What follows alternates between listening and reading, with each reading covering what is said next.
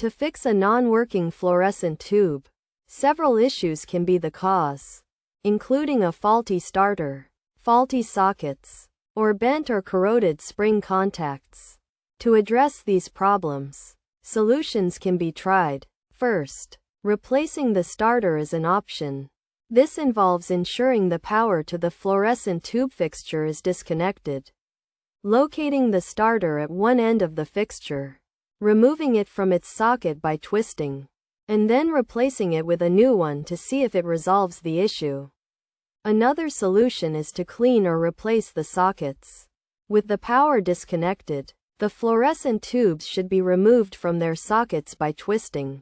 The socket pins can then be examined for debris, damage, or corrosion. If dirt is present, it can be gently removed using a steel strand. However, if the pins are corroded or damaged, replacement with new ones is necessary. Additionally, replacing the spring contacts is an option. After disconnecting the power and removing the tubes, the spring contacts inside the sockets can be examined using a flashlight.